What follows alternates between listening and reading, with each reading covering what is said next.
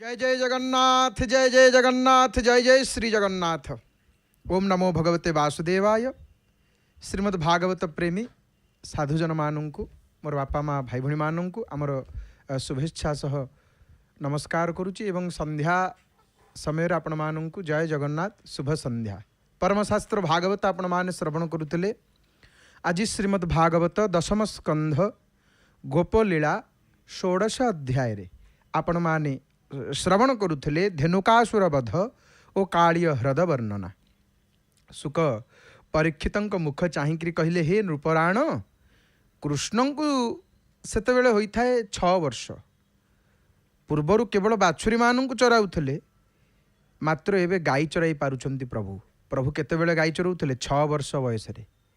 सांगरे अछंती किए रोहिणी नंदन बलराम बड़वाड़ सामंत। श्रीकृष्णंकर वेणुनादरे गोप बालक माने एकत्रित होती। प्रभु बंशी बजेबे माने सबू सांगसाथी महापुरुषर सब एकाठी पलि आसबे। बंशी कौटी बाजुची, कान्हू सेठी अच्छी, सेठी चल समस्त से एकत्रित होती। प्रकृति कोଳରେ प्रभु गोप बालक गणों सह चली था। प्रभुंकर परस पाइकी गछ लता फल पुष्प नदी पर्वत उल्लसित होती। केतेबेले प्रभु बलरामंक पाई पत्रर सेज कर दियंती, तो केतेबेले गोप बालक गण प्रभुंक पाई पत्रर सेज बिछाई दियंती। सुदामा नाम रे गोपकुमर दिने कृष्ण बलराम को कहले, आगु को गोटे तालवन अच्छी, आउ सेठी अच्छी सुपक्व फल। किए? सुदामा कहले, जानिच से आगे गोटे तालवन अच्छी, आउ सेठी भारी ताल जो अच्छी भारी मिठा सी ताल। हेले धेनुक नाम रे गोटे असुर सेठी रहुची, बंधु बांधवों सहित सेठी रहुची। तारी भयर से तालवन को कहीं जाऊ नाहंती कि जाई पारु नाहंती। सुदामा कहउछंती दुई भाई को, गोटे काम कर, तुम्हें दुई भाई जदि सदय हेब तेबे आमे से सुमिष्ट ताल फल खाई परिबु। सुदामा ठारू ई कथा शुणिकी कृष्ण बलरामंकर मुखरे खेलीगला मधुर हस। कहले, चल तालवन जीवा। आगे आगे चलिले गोपीनाथ। तालवन रे पहुँचिकी बलराम ताल गछ को दोहलई देले। झरी पड़ा फल। यही समय प्रचंड बेगर प्रवेश कला धेनुकासुर। धेनुकासुर भंजना यदुरंजना। बलराम को प्रथमे आघात करवा माने किए? धेनुकासुर जिते आघात करिछि बलभद्र को, सी तार दुई पाद को धरिकी गछरे पिटिकी वध करदे बलराम। ताल सहित तार मृतपिंड पड़ी रहिला भूमि रे। यह जानिकी धेनुकासुरर बंधु बांधव आसिले युद्ध करने। बलराम सेमानों को निमिषक शेष करदे। यापर गोप बालक माने सुमिष्ट ताल फल खाइले, आउ किछि घर को नेले। परदिन प्रभातरु प्रभु श्रीकृष्ण गाई आउ गोप बालक मानक सह वन को गले। तृषारे कातर हेबारु सेमाने कालिंदी ह्रदरे जलपान करी मृत्युवरण कले। भावग्राही जानिपारे पक्षीराज गरुड़र माने गरुड़ंक भୟରେ कालिय नाग कालिंदी ह्रदरे आसिक लुचि। ताहारी विषरे ये जल विषमय हो जावा द्वारा समस्तंकर मृत्युर कारण होइछि। वृंदावन रे एपरी जल रहिबा विपदजनक।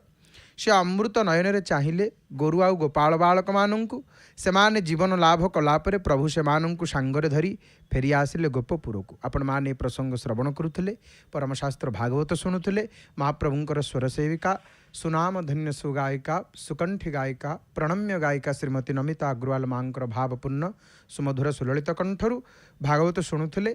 आसंता थर श्रीमद् भागवत दशम स्कंध गोपलीला सप्तदश अध्याय जानिबे कालिय दलन एवं कालियर कालिंदी ह्रद त्याग ए संपर्क रे। भीमस्यापि रणे भंगो मुनेरपि मतिभ्रम यदि शुद्धम शुद्धम वा मम दोषो न विद्यते। भागवत शुणिले, दर्शन मध्य करुले। संध्या समय सुंदर भाव संध्या दर्शन आपण करुछंती। आज गुरुवार बृहस्पतिवार। गुरुवार हूँ कौन? लक्ष्मी नारायण पूजार दिन। किंतु आम उत्कल परंपरा रे गुरुवार रे आमे महालक्ष्मी की पूजा करि थाउ। आउ लक्ष्मींकर पूजार विधान कौन, विधि कौन, केउं विधि रे आपण लक्ष्मी की पूजा करेंगे लक्ष्मी पूजार विधि हूँ मुख्य यदि विधि भूल भाल हो यो शास्त्र विधिमुत्सृज्य वर्तते काम कारक शास्त्रीय विधि को परित्याग करी जे मनमुखी कार्य करे ना ताकू सिद्धि मिले न सिद्धि अवाप्नोति न सुखम न पराम गतिम ना ताकू सुख मिले ना अंत काल ताकू परम गति मिले तेणु तस्मात् शास्त्र प्रमाणंते कार्य कार्य व्यवस्थित भगवान कहते अर्जुन को हे अर्जुन शास्त्र जो निर्देश करिसेंति सेही विधि रे हमको कार्य करने को पड़ो तेणु लक्ष्मी पूजार विधान संपर्क में आम मैंने श्रवण करवा अति सुंदर भाव दर्शन करुँच देखु आज गुरुवार जेहेतु भिड़ तो सबुबले किंतु गुरुवार दर्शन टिके स्वतंत्र दर्शन महाप्रभु बसिचंती किए कौ भाव डाकुची क्या केते कौन दे दौरान समस्त दुख को हरण करने बसिचंती नीलाचल प्रभु बसिचंती भक्त मानकर दुख को हरण करुँच किए केते आसुचंती समस्त कथा ये बुझुंट प्रभु बलियार भुज ठाकुर क्या निराश करते ये महाप्रभु समस्त कथा बुझुंट महाप्रभु विषय विकार मिटाओ पाप हरो देवा स्वामी जय जगदीश हरे कौन आम प्रभु कौन कहवा श्रद्धा भक्ति बढ़ाओ संतन की सेवा प्रभु मत श्रद्धा दियंतु मोर श्रद्धा वृद्धि हो आपणकर अनंत श्रद्धार मत विभूषित करंतु हे महाप्रभु हे ठाकुर अरुण स्तंभ को दर्शन करुँच आपण माने सिंहद्वार को दर्शन करुँच तो नाम करुले लय कोटिए जन्म पाप क्षय नाम घोषिले सर्वसिद्धि खंडई रोग शोक व्याधि आरत भंजन तो बाना आतंक काले वज्र सेन्हा होइल दश अवतार नासिल मेदिनीर भार हे महाप्रभु देखंतु आज भक्त माने जितेबाला सिंहद्वार प्रवेश करुँच तन्मय हो जाउछंती प्रभु प्रेम रे दुई हाथ आपे आपे उठी जाउची आ कौन कहिकरी जाउछंती श्रीकृष्ण गोविंद हरे मुरारी हे नाथ नारायण वासुदेव हरे मुरारी मधुकैट भारी गोविंद गोपाल मुकुंद शौरी महाप्रभुंकर दर्शन पर जितेबाला जी प्रभुंकर नाम उच्चारण करेंगे मंगलमय नाम को उच्चारण करेंगे आहा एपटे तोरण लक्ष्मींकर दर्शन गोटेपटे पतित पावनकर दर्शन गोटेपटे बापांकर दर्शन गोटेपटे माँकर दर्शन लक्ष्मींकर पूजार विधि संपर्क में आम मैंने श्रवण करवा आपण मैंने दर्शन करुँच तोरण लक्ष्मी को हरि हरि बोल माँ हरि हरि बोल कमले कमला विजय करी मंडू अछु मागो नीलगिरी नाना पुष्पे धंडा सजाइण पंडा मांकर आज गुरुवार सुंदर भाव दर्शन करुँच लक्ष्मी पूजार विधि संपर्क में चर्चा करवा लक्ष्मी केमिति प्रसन्न हेबे आमे समस्ते लक्ष्मींकर पूजा करुचे लक्ष्मी को आमे समस्ते चाहूँ कौन आमे समस्ते कौन चाहूँ आमे समस्ते चाहूँ लक्ष्मी केतेबेला आम उपरे रुष्ट न हुंतु किंतु लक्ष्मी प्रसन्न केमिति हुंती लक्ष्मी किपरि प्रसन्न हुंती ना गोमये बसते लक्ष्मी आजिकल आउ कहा घरे गोबर थुआ होची गोबर द्वार मोर थुआ होनी किंतु लक्ष्मी प्रसन्न कौतरे लक्ष्मी पूजार विधि संपर्क आम मैंने चर्चा करवा आम मैंने हिंदू कहीं ना हिमालयर ह निगला ही हिमालयर ही हिंदू सागर हिंदू हिंदू सनातनी आमर विधि कौन आमर होती गोमाता गो गाई माने भारतीय देशी गाई जो माने आमे कहूचे जो वेद लक्षणा गोमाता आम देशर गोमातांकर गोबर मूत्र क्षीर घी दही आदि एपरिक गोबर प्रस्तुत घसीर भस्म मध्य रुद्राभिषेक आवश्यक तेणु लोष्ठ घसी सुखेक गोटे आणला जो धूली अवशेष रहे सम लोष्ठस्म कांचन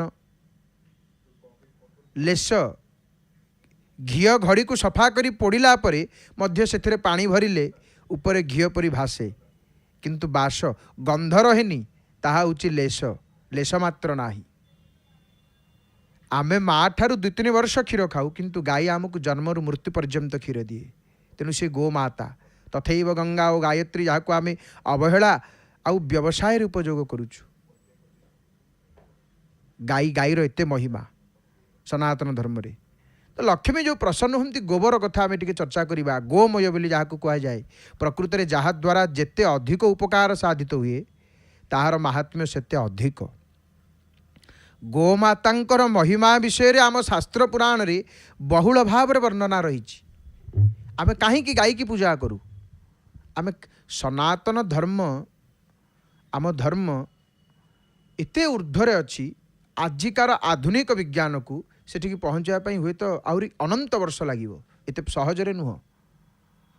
किछि दिन तले गोटे देश रे गोटे वस्तुर परीक्षण होता। वैज्ञानिक माने परीक्षा करुले।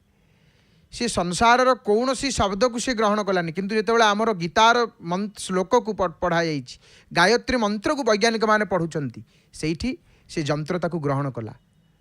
सृष्टिर प्राण संस्कृत भाषा आम मुनिऋषि मैंने आमको देकरी जो जाइछंती मंत्र स्तोत्र ये सब गोटे गोटे कोड वार्ड या आमको बुझा आहरी अनेक समय लगे। तो आम सनातन धर्म रे जो गोमातांकर पूजार गोमातांकर महात्म्य रही आपण माने जानती। अष्टादश पुराण 4 वेद गोमातांकर स्तुतिगान करुछंती। गावो विश्वस्य मातरः गावो विश्वस्य मातरः। आम देशर वेद लक्षणा गाई माने गोमातांकर वंश वृद्धि करा जाउची विदेश रे। कहीं ना विदेशी माने देखिले भारतीय माने एते ज्ञानी कौन पाई मनु को आम गाई की पूजा करूनु? कारण अच्छी भगवानंकर तो अतीव प्रिय गोमाता। किंतु आम जिते बड़े गोमाता को पूजा कलु अमेरिकार वैज्ञानिक माने देखिले कहले भारतीय माने कहीं गाई की पूजा करुचंती। से तांको गाईर क्षीर को परीक्षा कले आम गाईर क्षीर को परीक्षा कले देखिले कौन आम देशी गोमातांकर क्षीर अधिक कौटा अच्छी किरोटिन नामक गोटे तत्व जोटा को बुद्धि तत्व बोली कह जाए। किरोटिन सीटा अधिक अच्छी आम देशी गोमाता क्षीर आउ क्षीर गोटे शतकड़ा गोटे परसेंट मध्य नाही। तेणु एत महिमा आहरी अनेक कथा रही जो गोमय विषय आम चर्चा करवा। लक्ष्मी जो प्रसन्न हुंती गोबर टिके दुआर मुहरे आमर रखा जाउथला। तेणु आमर कहुई गोमये बसते लक्ष्मी। गोमातार महिमा विषय आम शास्त्र पुराण रे बहुल भाव वर्णना रही। गोदानर फल तो कहले न सरे। गोदानर फल कहले न सरे। पूर्व काल रे राजा महाराजा माने धेनु को सुवर्ण और रौप्य रे मंडित करिक दान करुथिले। आउ गोदान करी मनुष्य बैतरणी नामक नरकरू उद्धार पाई थाए। भगवान श्रीकृष्ण गो सेवा और गोपालन करी गोपाल नाम रे प्रसिद्ध।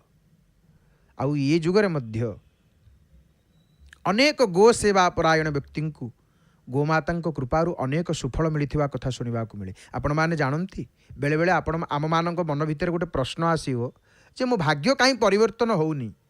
आम भाग्य केमिति परिवर्तन हम? शास्त्र 5टा जिनिस कथा कहले भाग्य परिवर्तन कौथुरु हुए ना। प्रथम होची घर। आम गोटे घर टीए कले से घरटा यदि भल होइथबा आम भाग्य परिवर्तन करदेव। से घर चाल छपर ही थाउ कि से भल घर टीए ही तो से आम भाग्य परिवर्तन करदेव। द्वितीय होची कन्या। कूल झीटीए नथिबो वंशरे कहार झीटीए नथिबो भगवान को कृपारू घरे गोटे झीटीए हो कन्या रत्नटीए जन्म हम से झीटीए भाग्य परिवर्तन करदेव। एमिति मध्य आपण शुणिथिबे जानिथिबे देखिथिबे तांको घरे किछि नथला से तांको घरे से झीटी जन्म हवा परठू अपर्याप्त धन जश कीर्ति सुख समृद्धि से झीटी हवा परठू। आपण माने एमती मध्य देखिथिबे झीटी जेतेबेले बाहाइकरी अन्य कूल को चली जाए तांको घरु सब चली जाए। पशु पक्षी जेतक थे सब मरीजे कि कुआडे पलैबे छारखार सब हो। लक्ष्मी परा गोटे है घर आउ गोटे है कन्या आउ कौन आउ गोटे है गोमाता। आम भाग्य जोटा नाही आम आजिकल गो सेवा करूँ कहीं आमर पूर्वर दांड घरे गुहाल था गाई रोते घरे गाईटीए बंधाई थे। विपद आपद आसिले से आग जानी जाती तांको उपरे सीटा जाए। ଆଉ ଆମର ଗୀତାରେ ମଧ୍ୟ କୁହାଯାଇଛି ଗୋରକ୍ଷମ। ଆମର ଗୋସେବାର ତ ଅନେକ ମହିମା ରହିଛି। ସତ୍ୟ ସନାତନୀ ହିସାବରେ ଗୋମାତାଙ୍କର ସେବା କରିବା ଦରକାର। ତ ଗୋଟେ ହେଲା ଗାଈ, ଗୋ ସେବାରୁ ଭାଗ୍ୟ ପରିବର୍ତ୍ତନ ହେଇଯାଏ। ଆଉ ଗୋଟେ କ'ଣ ନା କୌଣସି ସାଧୁ ସନ୍ଥ ମହାତ୍ମା ଆମ ଘରକୁ ଯେତେବେଳେ ଆସନ୍ତି ସେ ମଧ୍ୟ ଭାଗ୍ୟ ପରିବର୍ତ୍ତନ କରିଦିଅନ୍ତି। ସେମିତି କୌଣସି ମହାପୁରୁଷ ଯେତେବେଳେ ଆମ ଘରକୁ ପଳେଇ ଆସନ୍ତି ତାଙ୍କ ପାଦ ଆମ ଘରେ ପଡ଼ିଗଲେ ଘର ପବିତ୍ର ହୋଇଯାଏ, ଭାଗ୍ୟ ପରିବର୍ତ୍ତନ ହୋଇଯାଏ। ଏପରି ଅନେକ କଥା ରହିଛି। ମନୁସ୍ମୃତିରେ ଏମିତି ଗୋଟେ ଶ୍ଲୋକଟି ଆସେ, ଆମେ ପଢ଼ିଥିଲୁ। ତ ତାଙ୍କ ଭିତରୁ ଗୋଟେ ହେଉଛି ଗୋମାତା। ଗୋମାତାଙ୍କର ସେବା କରିବା ଦ୍ୱାରା ଭାଗ୍ୟ ପରିବର୍ତ୍ତନ ହୋଇଯାଇଥାଏ। ତେଣୁ ଗୋ କ୍ଷୀରକୁ ପୂର୍ଣ୍ଣ ଆହାର ବୋଲି ଧରାଯାଏ। ଗୋମାତା ଦେହରେ ସକଳ ଦେବତା ନିବାସ କରନ୍ତି। ଗୋମାତାଙ୍କ ଦେହରେ ସକଳ ଦେବତା ନିବାସ କଲେ ଲକ୍ଷ୍ମୀ କେଉଁଠି ରହିଲେ? ଲକ୍ଷ୍ମୀ ମଧ୍ୟ ଅଛନ୍ତି ଗାଈ ଦେହରେ।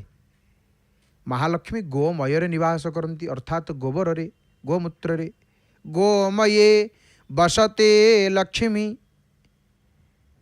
ମାନେ ଇଏ ବିଷୟରେ ସରଶଯ୍ୟାଶାୟୀ ପିତାମହ ଭୀଷ୍ମଙ୍କୁ, ପିତାମହ ଭୀଷ୍ମ ଯୁଧିଷ୍ଠିରଙ୍କୁ ଗୋଟେ କଥା କହିଛନ୍ତି ଏ ବିଷୟରେ। କ'ଣ କହିଛନ୍ତି? ଯେତେବେଳେ ସରଶଯ୍ୟାରେ ଶୋଇଛନ୍ତି ଭୀଷ୍ମ ଯୁଧିଷ୍ଠିରଙ୍କୁ କହୁଛନ୍ତି, ହେ ଯୁଧିଷ୍ଠିର ଗୋଟେ କଥା ଶୁଣ। ଯୁଧିଷ୍ଠିର କହିଲେ, କ'ଣ ହେଲା ପିତାମହ? ନା ଥରେ କ'ଣ ହେଇଛି, ସର୍ବ ଅଳଙ୍କାର ଯୁକ୍ତା ଜଗନ୍ମାତା ଲକ୍ଷ୍ମୀ ମନୋରମ ରୂପ ଧାରଣ କରି ଗାଈ ଗୋଠରେ ଯାଇକରି ପ୍ରବେଶ କଲେ। ଲକ୍ଷ୍ମୀ ସାନ୍ତାଣୀ କେଉଁଠି ପହଞ୍ଚିଲେ? ମା ଗାଈ ଗୋଠରେ। ଆହା କି ସୁନ୍ଦର ଦର୍ଶନ! ଭକ୍ତମାନେ ଦେଖନ୍ତୁ ବ୍ୟାକୁଳ ହେଇକରି ଅଛନ୍ତି, ବିକଳ ହେଇକରି ଅଛନ୍ତି ପ୍ରଭୁଙ୍କୁ ଦେଖିବେ ବୋଲି। ଯେତେବେଳେ ସାମନାରେ ଆସିକରି ଛିଡ଼ା ହେଇଯାଉଛନ୍ତି ପ୍ରଭୁଙ୍କର, ଧନ୍ୟ ଧନ୍ୟ ହେଲି ପ୍ରଭୁ, ଆଜି ଧନ୍ୟ ହେଇଗଲି ପ୍ରଭୁ ଆପଣଙ୍କର ଦର୍ଶନ ପାଇ, ଆପଣଙ୍କୁ ଏ ଚର୍ମଚକ୍ଷୁ ଅବଲୋକନ କରି କୃତାର୍ଥ ହେଇଗଲି। ପ୍ରଭୁ ମୋ ମନୁଷ୍ୟ ଜନ୍ମ ସାର୍ଥକ ହେଇଗଲା। ହେ ମହାପ୍ରଭୁ, ହେ ଦୟାଳୁ, ହେ ବଳିୟାର ଭୁଜ, ହେ ମହାପ୍ରଭୁ, ମହୋଦଧି କୂଳେ କଳ୍ପବଟ ମୂଳେ ଦାରୁ ବ୍ରହ୍ମ ରୂପ ଧରି ବିଜେ କରିଛନ୍ତି ଚତୁର୍ଧା ମୂରତି ଅନନ୍ତ ରୂପକୁ ଧରି ସଙ୍ଗରେ ଭଗିନୀ ସୁଭଦ୍ରାଙ୍କୁ ଘେନି ସାନନ୍ଦ ଆପେ ଶ୍ରୀହରି ଶ୍ରୀ ଅଚ୍ୟୁତ ଦାସ ଭଜେ ପିତବାସ ଗୋବିନ୍ଦ ଗୋପାଳ ହରି। ହେ ମହାପ୍ରଭୁ, ଦ୍ୱାପର ଯେ ଯୁଗ କରିଲେଟି ଭୋଗ ଦ୍ରୌପଦୀ ମାନ ଫେଡ଼ିଲେ, ଗୋପାଳଙ୍କ ସଙ୍ଗେ ଗୋପେ ଲୀଳା ରଙ୍ଗେ ନାନା ରସରେ ଖେଳିଲେ, କଂସ କେଶିନାଶୀ ଅଷ୍ଟମଲ୍ଲ ଧ୍ୱଂସୀ ପାଣ୍ଡବଙ୍କୁ ଦେଲେ ବଳ, ଅଚ୍ୟୁତି ଯେ ଦାସ ପିତବାସ ବିଜେ ଭଜେ ମହୋଦଧି କୂଳ। ମହୋଦଧି କୂଳରେ ମହାପ୍ରଭୁ ବସି ପଡ଼ିଛନ୍ତି ଏଡ଼େ ବଡ଼ ଦେଉଳ କରିକିରି। ଓଃ କି ବିଶାଳ ପ୍ରଭୁଙ୍କର ବଡ଼ ଦେଉଳ! ବଡ଼ ତୋର ଦାଣ୍ଡ, ବଡ଼ ତୋର ପଣ୍ଡା, ବଡ଼ ତୋ ଦେଉଳ ହରି। ବଡ଼ ଦେଉଳ, ଆକାଶକୁ ଲାଗିଛି, ଆକାଶ ଚୁହାଁ ପ୍ରାସାଦ, ଆକାଶକୁ ଲାଗିଛି, ପତିତ ପାବନ ନେତ ଉଡ଼ୁଛି, ଆ ଭିତରେ ମହାପ୍ରଭୁ ବସିଛନ୍ତି, ପ୍ରଭୁଙ୍କର ଦର୍ଶନ ପାଇଁ ଯାଉଛନ୍ତି। ମହାପ୍ରଭୁଙ୍କର ଦର୍ଶନ ପାଇଁ କେତେବେଳେ ଯିବେ? ଏଠି ପ୍ରଭୁ ବସିକିରି କ'ଣ କରୁଛନ୍ତି? ଭୋଜନ କରୁଛନ୍ତି। ନୀଳାଦ୍ରୁ ଭୁଞ୍ଜନ ଜଗୁ ବୈଠତ ବୈଠତ ଖାବେ। ଏଠି ମହାପ୍ରଭୁ ବସିକିରି ଭୋଜନ କରୁଛନ୍ତି, ଖାଉଛନ୍ତି ପ୍ରଭୁ। ଭୋଜନ ପ୍ରିୟ ଠାକୁର ଇଏ। ଆଉ ଜଗନ୍ନାଥଙ୍କୁ ଦର୍ଶନ କରିବାର ଗୋଟେ ନିୟମ ଅଛି। ତାଙ୍କରି ଦୟାରୁ, ତାଙ୍କର ଦେଖନ୍ତୁ ଜଗନ୍ନାଥଙ୍କ ଦୟା ହେଲେ ତାଙ୍କ ସେବକଙ୍କର ସାନ୍ନିଧ୍ୟ ମିଳେ, ତାଙ୍କ ସେବକଙ୍କ ସହିତ ବସିବା ପାଇଁ ଟିକେ ସୌଭାଗ୍ୟ ମିଳେ। ଆଉ ତାଙ୍କର ବେଶୀ କୃପା ହେଇଗଲେ ତାଙ୍କ ସେବକଙ୍କ ମୁଖରୁ ଦୁଇପଦ ଶୁଣିବାକୁ ମିଳେ। ତାଙ୍କ ସେବକ ଯାହା କହିବେ ସେ ଲେଖା କେଉଁ ବହିରେ ନାହିଁ, ସେ କେଉଁ ପୁରାଣରେ ନାହିଁ। ଯାହା କହିବେ ଅତ୍ୟନ୍ତ ସତ୍ୟ କଥା, ପ୍ରତ୍ୟକ୍ଷ କଥା କହିବେ। ନାହିଁ, ତାଙ୍କ ପାଖରେ ଚଳୁଛନ୍ତି ତାଙ୍କ ସେବକ ସବୁବେଳେ, ତାଙ୍କ ଦେହରେ ଘଷି ହେଉଛନ୍ତି, ତାଙ୍କୁ ଲୁଗା ପିନ୍ଧି ଦେଉଛନ୍ତି, ତାଙ୍କୁ ବେଶ କରିଦେଉଛନ୍ତି, ତାଙ୍କୁ ଖୁଆଇ ଦେଉଛନ୍ତି। ତାଙ୍କ ସେବକ ଯାହା କହିବେ ତାହା ବର୍ଣ୍ଣନା କରିହେବନି। ଆଉ ଦେଖା କଥା ସବୁତକ କହିବେ। ଆମେ ପଚାରିଲୁ ଥରେ ଜଣେ ସେବକଙ୍କୁ, ବା ଶୁଣିଲୁ, ପଚାରିଛୁ ଶୁଣିଛୁ, କ'ଣ ଶୁଣିଲୁ? ଆମେ କହିଲୁ ପ୍ରଭୁଙ୍କୁ ଦର୍ଶନ କରିବାକୁ କେତେବେଳେ ଯିବା କଥା? ଜଗନ୍ନାଥଙ୍କୁ ଦର୍ଶନ କରିବାକୁ ଗଲେ କେତେବେଳେ ପ୍ରଭୁ ଶୁଣିବେ, ଡାକ ଶୁଣିବେ ମହାପ୍ରଭୁ? ତାଙ୍କ ସେବକ ମହାଭାଗ କହିଲେ ଭାଇନା, ଯେତେବେଳେ ଦର୍ଶନ କରିବା ପାଇଁ ଯିବେ ପ୍ରଭୁଙ୍କର, କେତେବେଳେ ଦର୍ଶନ କରିବେ ना धूप पर धूप पूर्वर केतबेले जीवेनि तांकु दर्शन करने ना कहीं आम पचारू आज्ञा कहीं धूप पूर्वर नुह कहीं धूप पर तांकर दर्शन ना एठी प्रभु भोजन करुचंती तो समस्त कथा बुझुचंती सब कथा शुणुचंती एठी सब स्वतंत्र एठी सत्य सब अलगा आउ सबुठी गोटे समय थब एतिकिटारे भोग हम एतिकिटारे द्वार पड़ो द्वार फिटब एतिकिटारे आलती हम एठी से गुड़ाक ना एठी जीवंत ठाकुर एठी जीवंत ठाकुर चाहूथे शीघ्र शीघ्र सरू तांको इच्छा नथिले सरू नथिबो। पूजा पंडा सामंत महाभाग देखंतु आसिक प्रभु को प्रणाम करुछंती सन्निधि आग आसिक प्रणाम कले हे महाप्रभु आज्ञा दिंतु प्रभु सेवा करी सेवा आरंभ करी आपण को आज्ञा हाजिरा पकईले सेवक आसिक हाजिरा पकाती पाली थाऊ पाली न थाऊ एवं मध्य एमिति सेवक अछंती महाप्रभुंकर प्रत्येक दिन आसंती दर्शन करने हाजिरा पकईकरी जाती महाप्रभु पाखे मुंडियाटे मारिक जाती प्रभु तुम्हें मो प्रभु प्रभु मुतुंभ सेवक यही भाव में आसिक देखिले आपण किपरि भाव में पूजा पंडा सामंत महाभाग प्रभु को प्रणाम करी आज्ञा नहीं करी तापर सेवा आरंभ कले एपटे आनंद बजार सुंदर दर्शन करुचंती स्नान मंडप देखिले देखंतु स्नान मंडप भक्त बसी थे तो जो संपर्क में चर्चा करुले दर्शन पर केतबेले जीवे तांकर धूप परे कारण महापुरु जेहेतु एठी भोजन करुचंती तांको सेवक माने कहती जे प्रभुंकर दर्शन धूप परे करिया को जिया कथा सकाल गोटे धूप कौन सरीगला महापुरु टिके खाईकरी बसी पड़िले तापर से सब कथा शुणिबे जेपर्यंत न खाई सी किसी क्या कथा शुणिबेनी भोजन ये पूरा भोजन करुचंती जगु बैठ तो खावे जगु बैठे बैठे खावे महापुरु ये भोजन करुचंती भोजन प्रिय ठाकुर ये भोजन करुचंती बार मुरारी बालक शौरे सदा विचार संतोष धीरे बारो मुरारे महापुरु ये भोजन करुचंती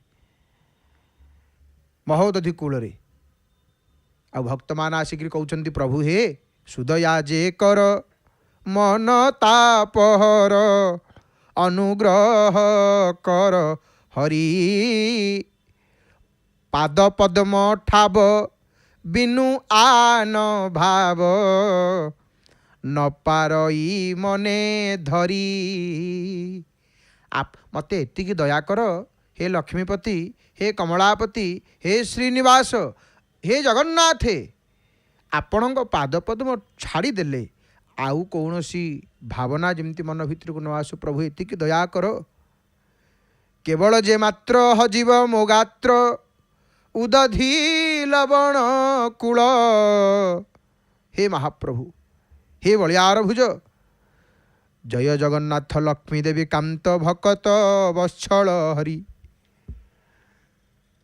बौद्ध शरीर कल्की अवतार दारु ब्रह्म रूप धारी प्रभुंकर दर्शन केतेबेले जेतेबेले धूप सरी जाइथबो तापर महाप्रभु हसुथे बसी थे आनंद खाई पीकरी बसिले गोटे सब भल लगे कि महाप्रभु ये जीवंत ठाकुर तांकु जी मूर्तिर ज्ञान करे जे ये मूर्ति बेली ताठारु मुढ़ाऊ किए अच्छी ताठारु मुढ़ाऊ कई ना प्रभु प्रत्यक्ष लीला करुचंती दारयतनु धारण करी मनुष्य लीला करुचंती प्रभु हे महाप्रभु संसार मंगल करंतु प्रभु संसार मंगल करंतु तो गोमय संपर्क आम चर्चा करुले गोमय अर्थात गोबर पितामह भीष्म युधिष्ठिर को कहउचंती हे युधिष्ठिर थरे कौन होईची लक्ष्मी सर्व अलंकार युक्ता होकर जगन्माता लक्ष्मी मनोरम रूप को धारण करी गाई गोठरे प्रवेश कले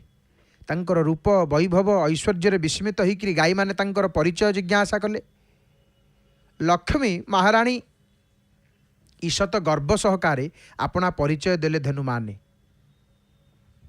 कौन कहले कहले अरे हे धेनु मु हूँ जगत प्रसिद्ध माँ लक्ष्मी मते चिन्ह न मु लक्ष्मी सारा संसार मते पाइबा को लालायित मु दैत्यों को छाड़ी देबा जोगु सेमाने श्रीहीन हो गले मोर आश्रित थिबारु इंद्र सूर्य चंद्र वरुण विष्णु और अग्नि प्रभृति देवगण सर्वदा आनंद रहंती देवता और ऋषि को मो अनुग्रह ही सिद्धि लाभ हुए। लक्ष्मी कहते गोमाता को गाई मानू मु जो व्यक्ति को त्याग करे से संपूर्ण नष्ट हो जाए। मो सह जोगरे धर्म अर्थ और काम सुखद हुंती।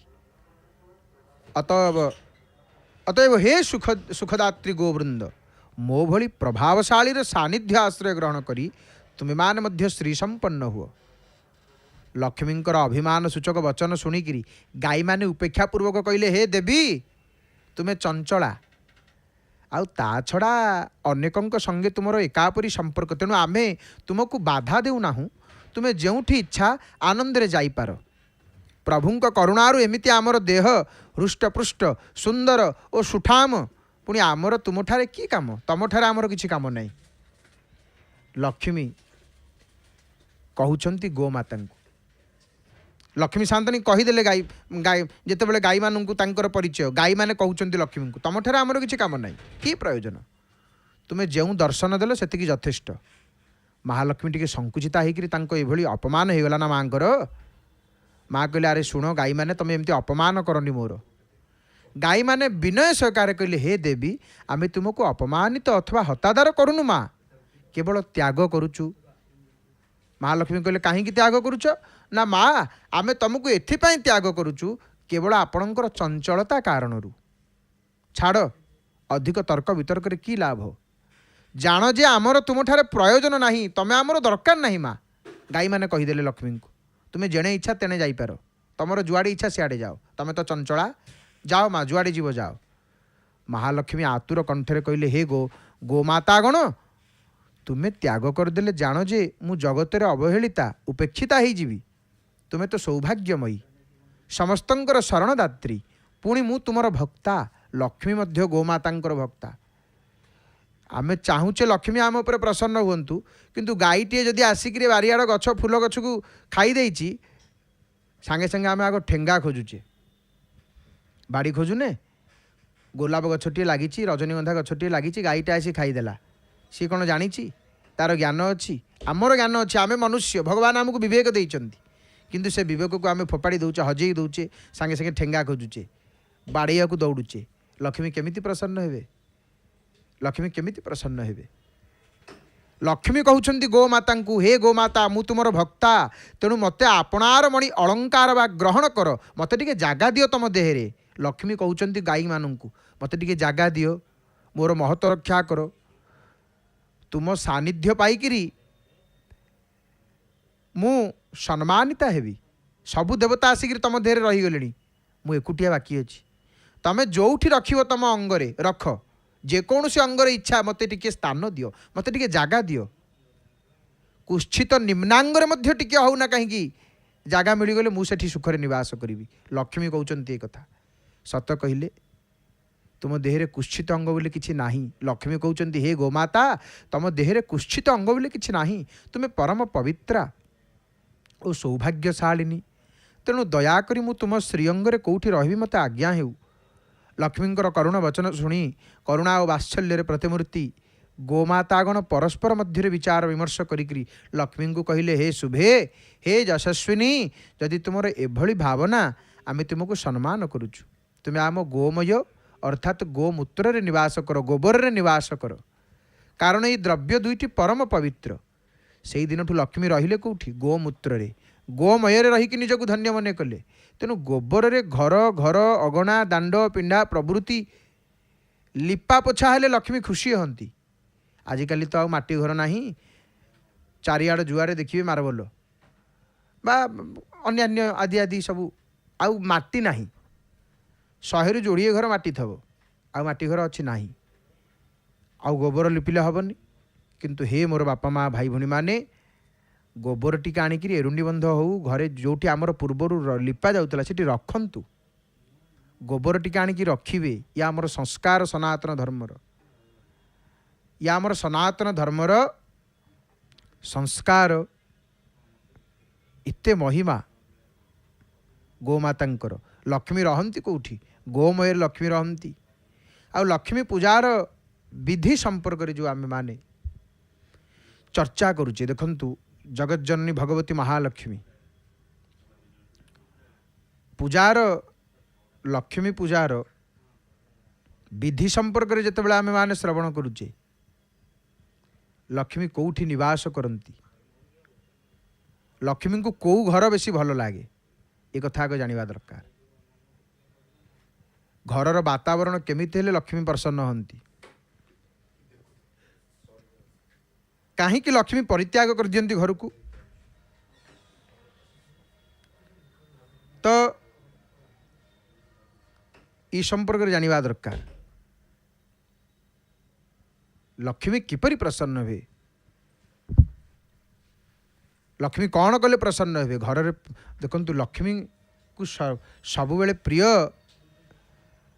हूँ कौन ना शुद्धता पवित्रता लक्ष्मी घर कहीं छाड़ी चली जाती अशुद्धता अशुभ आचरण तो ये विधान रही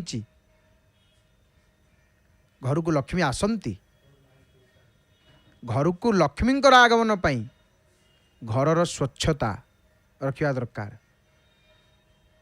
संध्या समय रे मुख्य घरर मुख्य द्वार बंधरे टिके संज टिके बत्ती टिके देबे दीप टिके जळेबे तुलसी गछ मूले तुलसी गछ सुखिकी पड़ीथब मौलिकी पड़ीथब लक्ष्मी रुष्ट हो जाती आउ देवी लक्ष्मी आसंती तांकर समय रही आ घर को लक्ष्मी केमिति आकर्षित हे घरे केमिति लक्ष्मी रहिबे रुष्ट हेबेनी स्वच्छता घर को सब बेले पवित्रता रखिए स्वच्छता रखिए निर्मल रखिए परिष्कार रखिए विशेषकर संध्या समय रे संध्या बेले परिष्कार करें घर संध्या पूर्वर घर द्वार परिष्कार कर देथिबे मुख्य द्वार गोटे दीपटीए लगेबे तुलसी गछटीए घरे लगेबे चौरा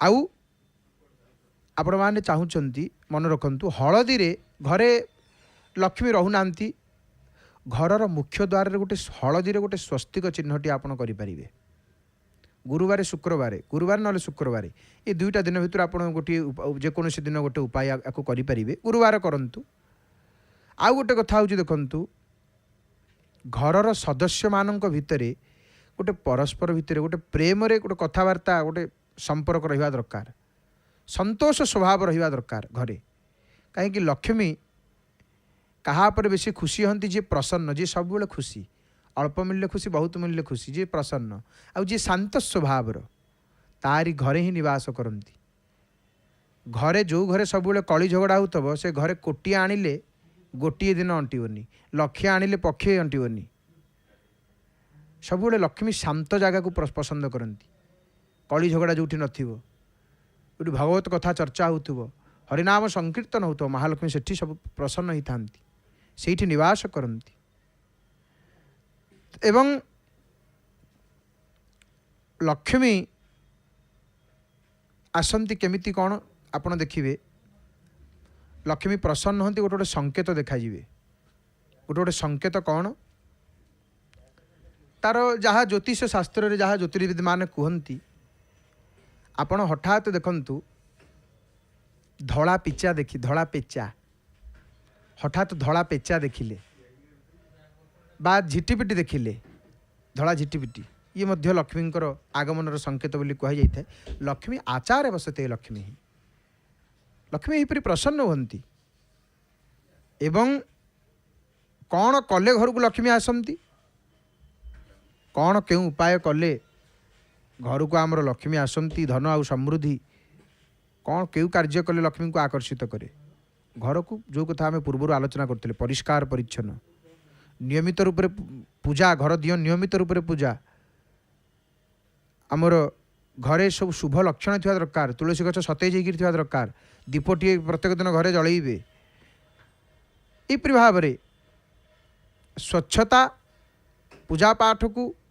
तुलसी चौरा को आपण ये तीनोटी जिनस ध्यान दिंतु लक्ष्मी केतेबेले रुष्ट हेबेनी घर को परित्याग करेनि आमे शुणुले ये संपर्क रे एवं जदि आपण पारिबे गुरुवार दिन कनक धारा स्तोत्र पाठ करंतु श्रवण करुले एवं तो आपण माने देखुछंती कौन ना आलती आरंभ हम एवं आसंतु प्रभु को प्रणाम करी आलती दर्शन करने संगीतमय परिवेश में कंठदान कर महाप्रभुंर स्वर सेविका सुनामधन्य सुगायिका प्रणम्य गायिका श्रीमती नमिता गुरल माँ भावपूर्ण सुमधुर सुललित कंठर भावपूर्ण भजन को श्रवण करी महाप्रभुंर संध्या